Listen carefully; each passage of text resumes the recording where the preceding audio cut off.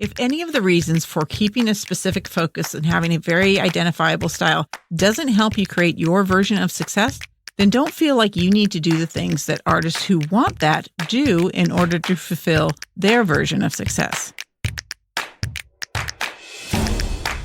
Hello, all my brilliant creative friends. Thank you for joining me today on the Sage Arts Podcast. I'm Sage, your solo host today.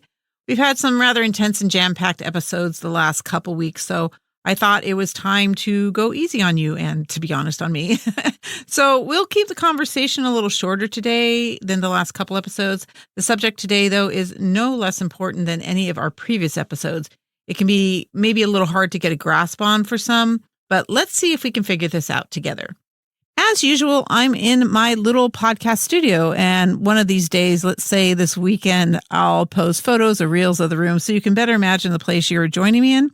Mostly, I am surrounded by mid-gray value curtains and blue-gray walls, which might not sound all that exciting, but I do my photo editing in here, and gray is the best color to have around the computer, not just because of color getting cast on the screen, but also because a more colorful place could influence how bright or saturated I see the colors on the monitor.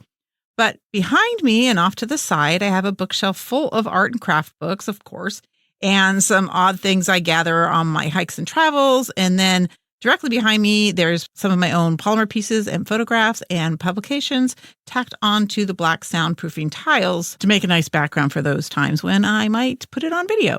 But in the corner opposite me, we've brought in a cozy couch section, just a section, because that's all that'll fit, not a whole couch. And I have this foggy printed forest wall hanging behind it, and that's where my visitors sit. So come on in and lounge here with me or settle into your studio space and create. If you listened to some of the earlier episodes, you know I suggested you could commit this time you spend with me as all-around creative time so you can join me from your studio. That would be all the better. If you've been having a hard time getting yourself into the studio, maybe making a promise to yourself that you can have Sage Arts time to go along with it would do the trick. I don't know. It's worth a try, right? I also thought I'd check in and see if you are doing the Daily Stories Challenge. If you didn't catch that in episode 6, the one on story, it was just to find some small story in your life every day and jot it down so you have a journal or sketchbook of ideas to pull from, but mostly to get you noticing what small, meaningful things happen to us every day, to get you searching your daily life for the inspiration you need for your work. I was doing really good with this at the beginning of the year. I was writing poems each morning on my chosen story from the day before. So I got a poem in as well as getting a better look at these small moments in our lives. And you can do this too, do a sketch or snap a photo or something, as well as writing or instead of the writing part, just whatever gets you to be more attentive to the little things in our day-to-day. But myself, I got caught up in how busy I've been with this podcast. I was jumping out of bed every day last week, just getting to work on the AI episode, which was really an involved piece, and it took up all my time. So I wasn't looking for my stories and I wasn't writing them down. But I'm trying to get back to that this week. My story this morning, for instance, was just about noticing that my poetry journal is falling apart and I'm in my last few pages of it. So it made me kind of sad to know it's almost time to retire it.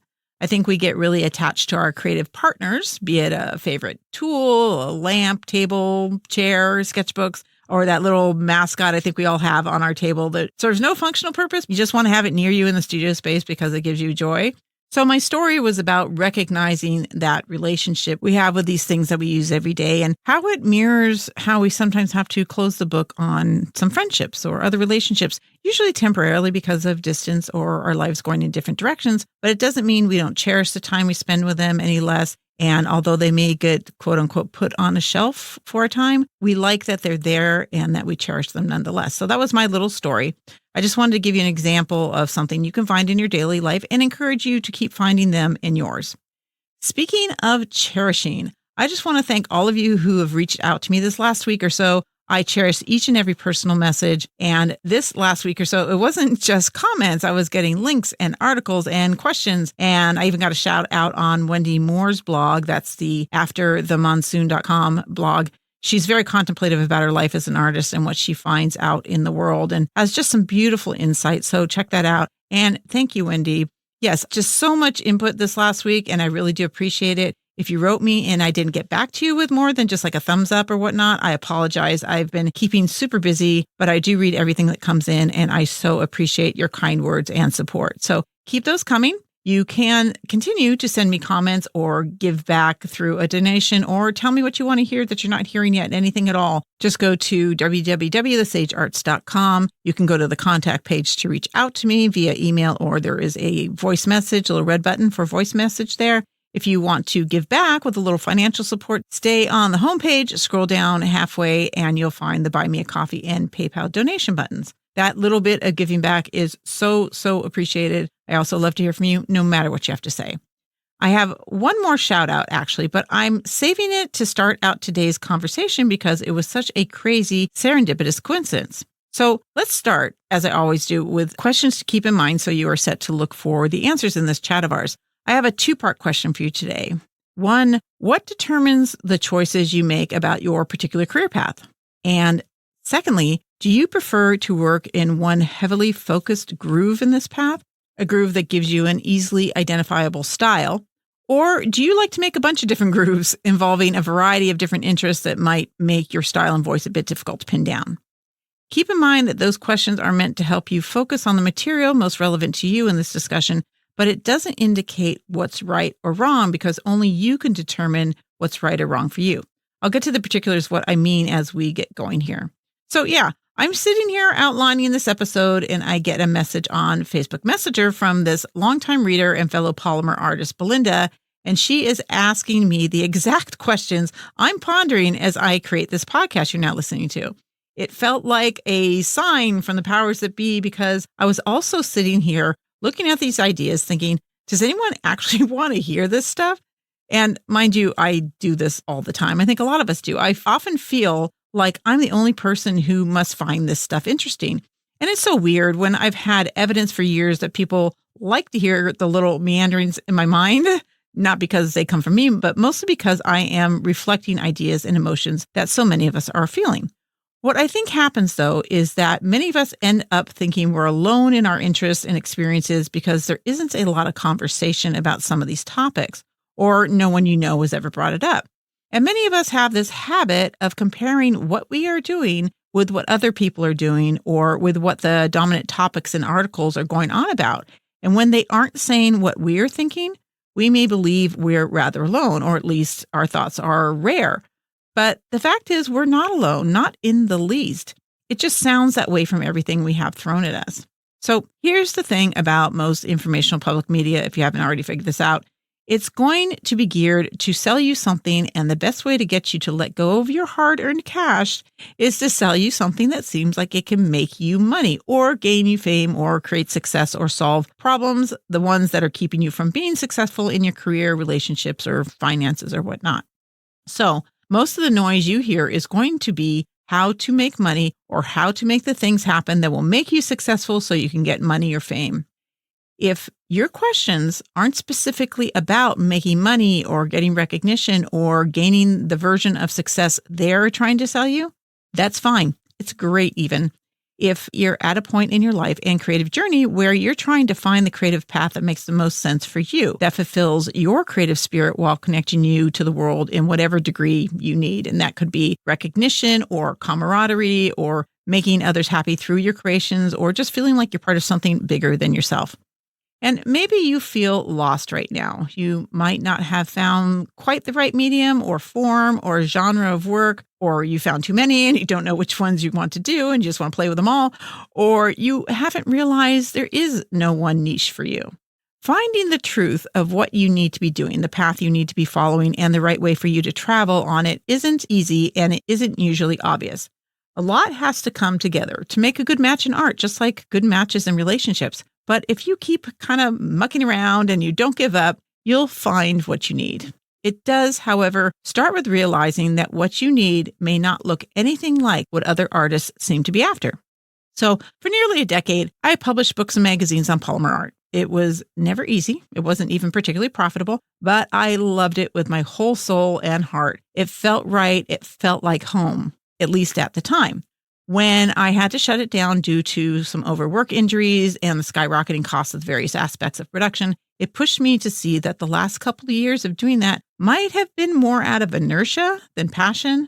I still loved putting the magazines together as it was an avenue to teach and connect to an artistic community that I loved. But publishing had taken me completely away from my own creative endeavors, and for a while that was okay. But towards the end there, I realized I was losing touch with a part of me that had been the core of who I am all my life.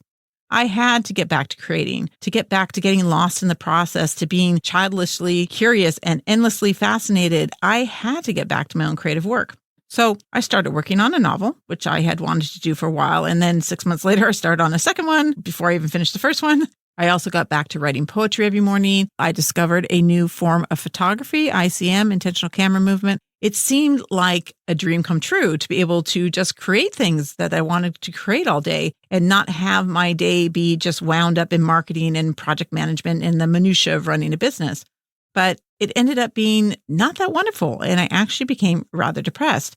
It's not always easy to pinpoint what is missing in your life when you find yourself feeling unsettled. But let me just say, don't accept it as is. I didn't. I spent a lot of time talking to my better half, journaling, just staring out windows, trying to figure it out, and taking lots of road trips. There's nothing like miles and miles of roads to get your brain really working on a problem.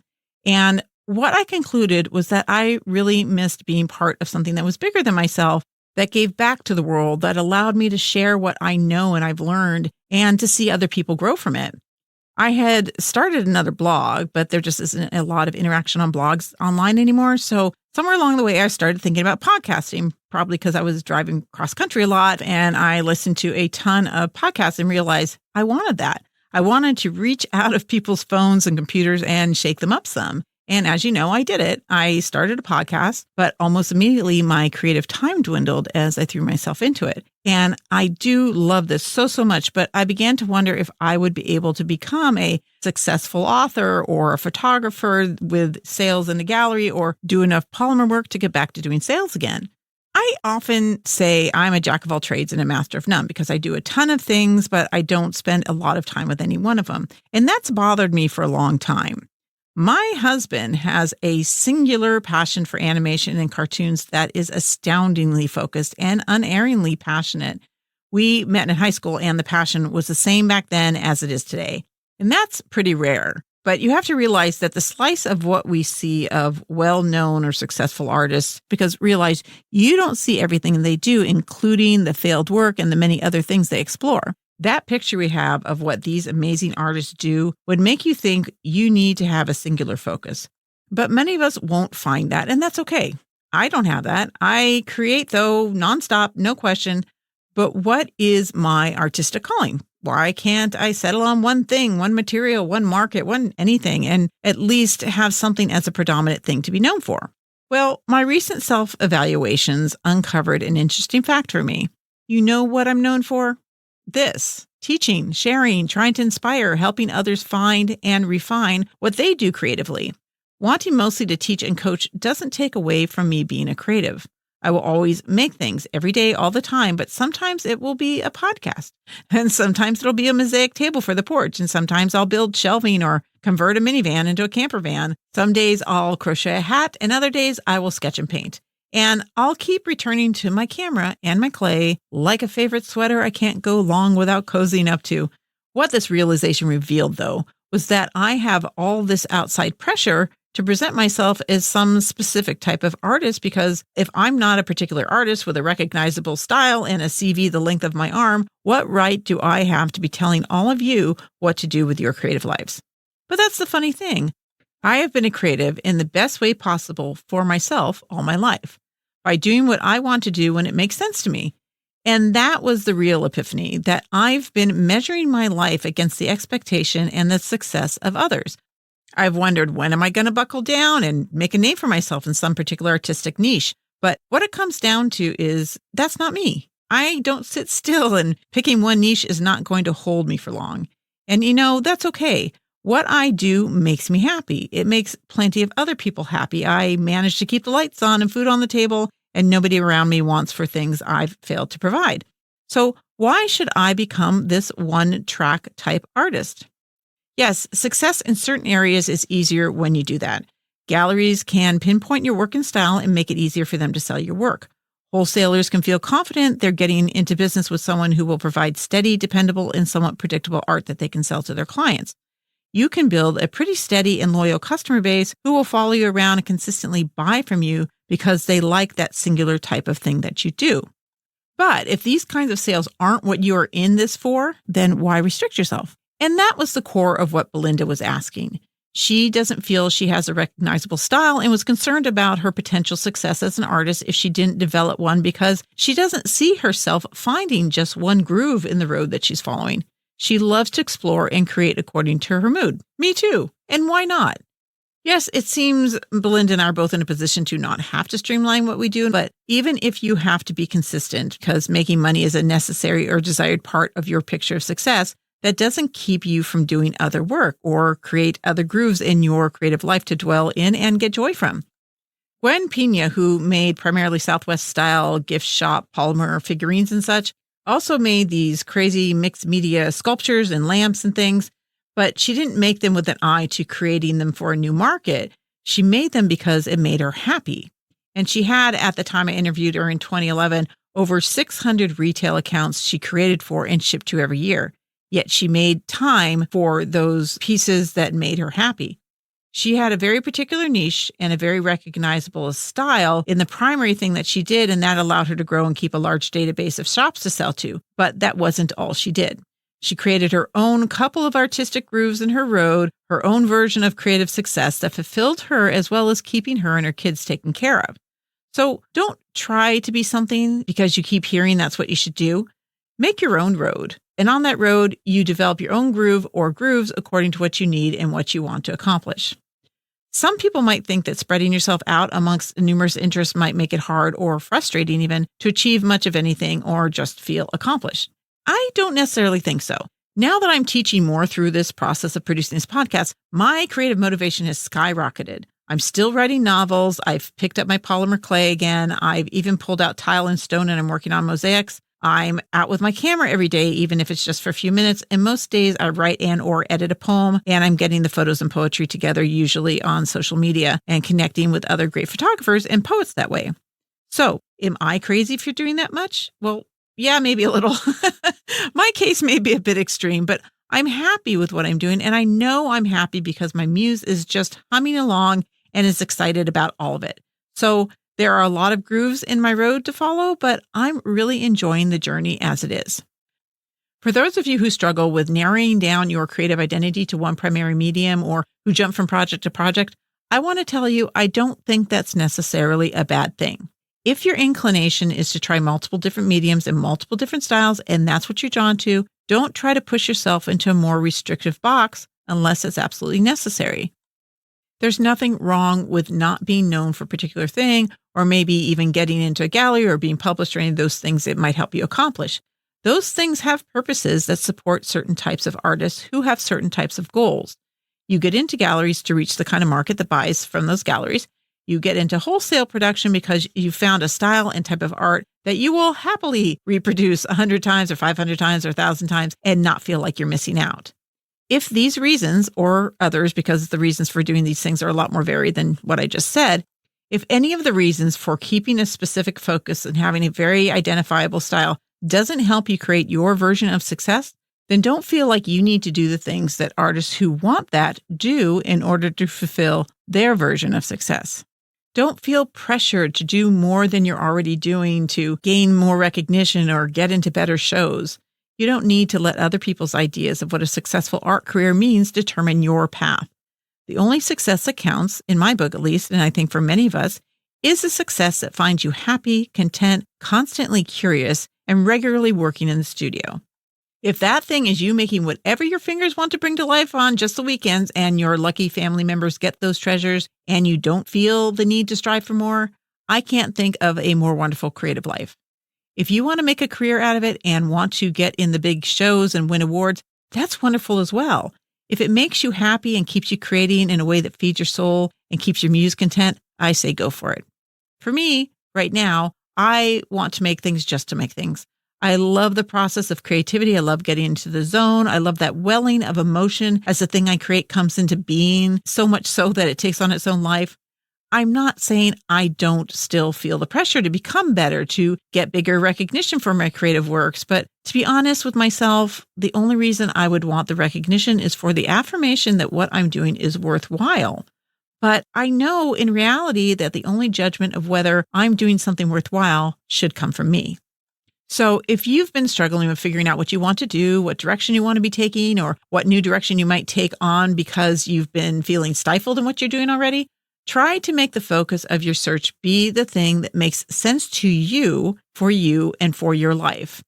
I was a working artist for about 3 years or so, and I can't say that I don't miss going to the shows, that camaraderie, setting up the booths and chatting with all your neighboring creatives. I just love that energy. I also miss seeing the smiles and satisfaction of people purchasing my pieces and that contented exhaustion at the end of a show from all the talking and running about. But I don't miss the insecurity of the money or the hard work of putting it together or the long, lonely days creating, knowing no one in those moments cared about what I was doing besides me. But in those years as a working artist, that was right for me at that time.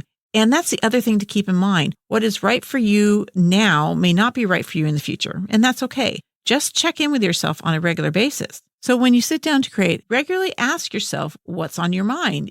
Is it what will sell, or how can I do the cool things that I'm seeing others do online and feeling kind of stressed and anxious?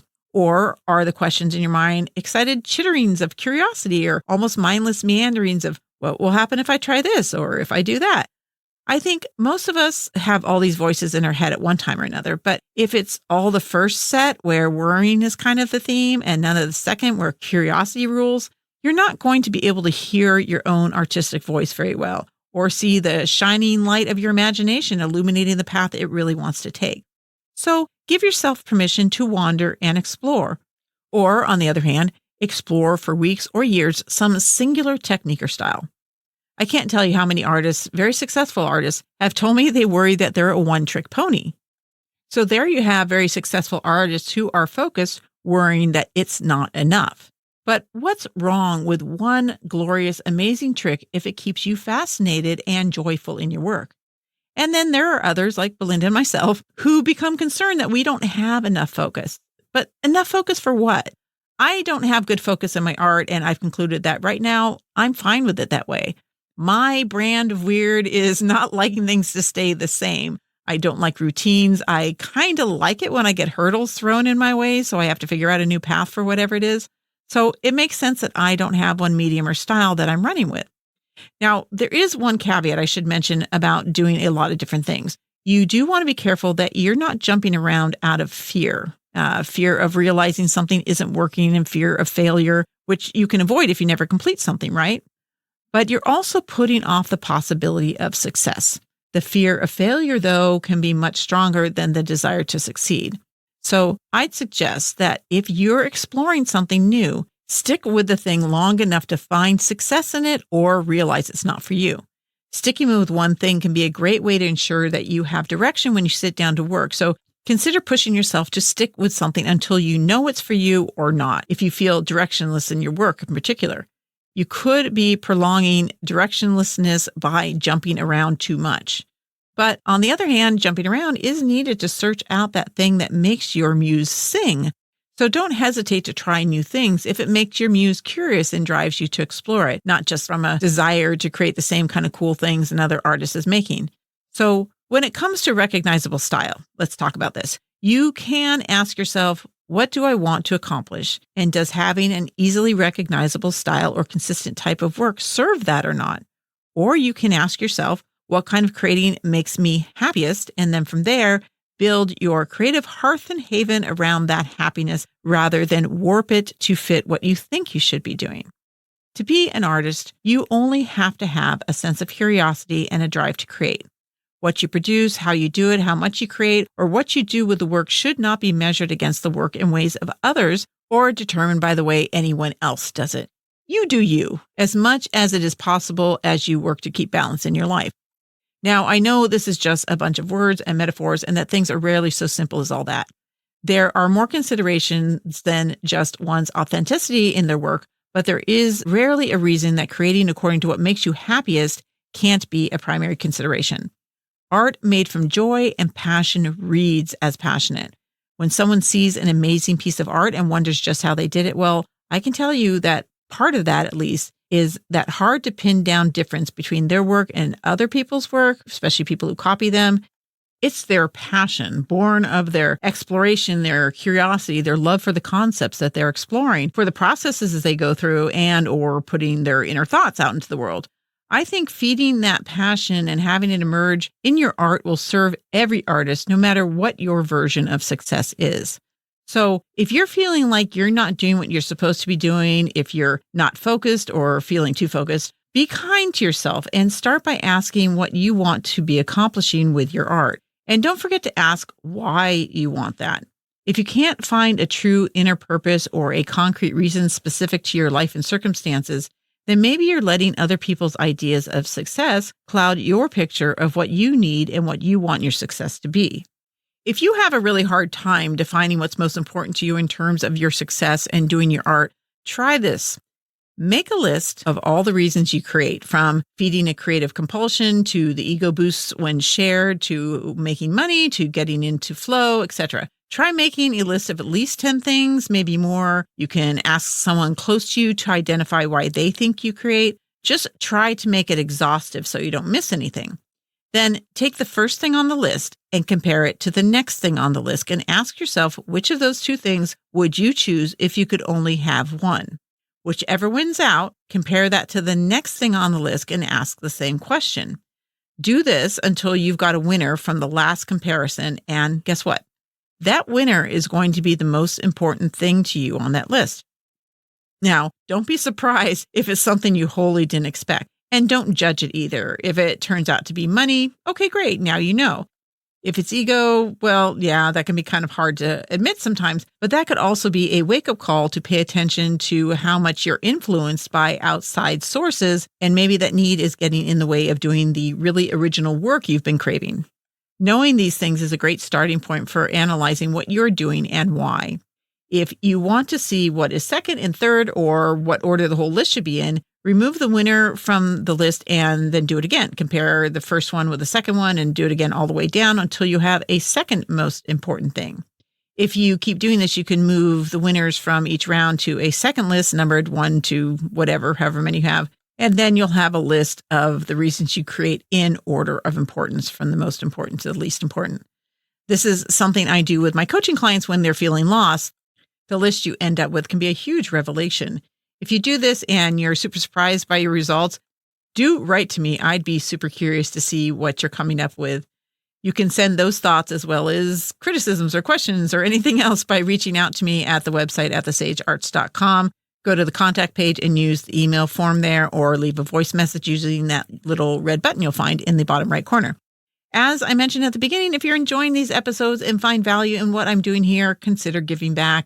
You can do that by going to the sagearts.com webpage, where halfway down the homepage, you will find the Buy Me a Coffee and PayPal donation buttons.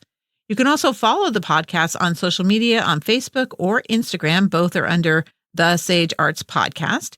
And if you want to help spread the word, go ahead and hit those share buttons, or you're welcome to grab the images and post them wherever you want to post them. Plus, if you are interested in the photography and poetry combination things that I was talking about earlier that I do, it's on my personal Instagram page. Just look up Sage Brave Aaron and you'll find that.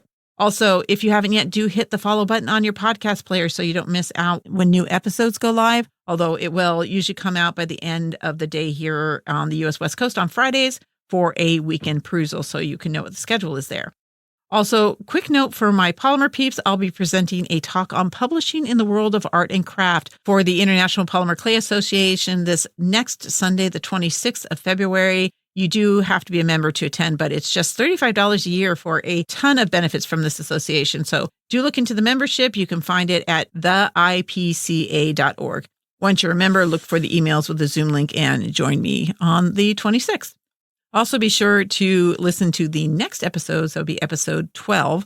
I'm going to have Dion Kaler. She's a award-winning photographer, and we're going to talk about the reasons to focus. So if it seemed like we talked a lot about reasons that you don't need to focus next time it'll be about reasons to focus and the ways that you can do that. So I'm going to leave you with those thoughts for today. I hope you feel encouraged or validated in your artistic choices, or have a few more tools to explore what path you want to follow and what grooves you want to put in that road of yours.